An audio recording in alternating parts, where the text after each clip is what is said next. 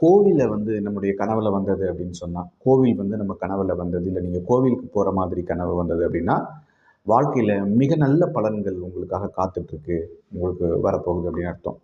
அது வந்து நல்ல கோவில்கள், எல்லோரும் கும்பிடக்கூடிய கோவில்கள், நடைமுறையில் நல்ல சிறந்த முறையில் இறைவனுக்கு பூஜை செய்யக்கூடிய கோயில்கள் உங்கள் கனவுல வந்தால் எல்லாமே ரொம்ப சிறப்பாக நடக்க போகுதுன்னு அர்த்தம். அதுவே வந்து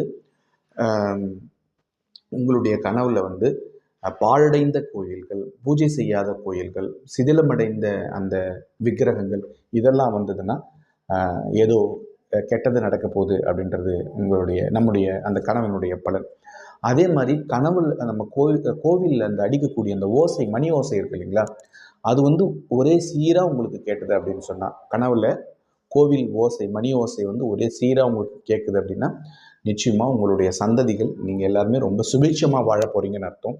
அதே கோவில் மணி ஓசை முன்னும் பின்னுமாக கேட்குது, அதிகமாக கேட்குது, இல்லை எங்கேயோ கேட்குற மாதிரி இருக்குது, அதிகமாக கேட்குது, முன்னும் பின்னுமாக கேட்குது அப்படின்னு சொன்னால் ஏதோ விபரீதம் உங்களுக்கு நடக்க போகுதுன்னு அர்த்தம். இது வந்து கோவில்கள் சம்பந்தப்பட்ட நம்முடைய பலன்கள். எனவே கோவில்கள் பற்றிய கனவுகள் உங்களுக்கு வந்தால், நல்ல சிதிலமடையாத கோவில்கள் வந்தால் ரொம்ப ரொம்ப கவனமாக நல்லது. இதே சிதிலமடைந்த கும்பாபிஷேகம் செய்யாத கோவில்கள் கனவில் வந்தால் நாம் சற்று எச்சரிக்கையாக இருக்க வேண்டும்.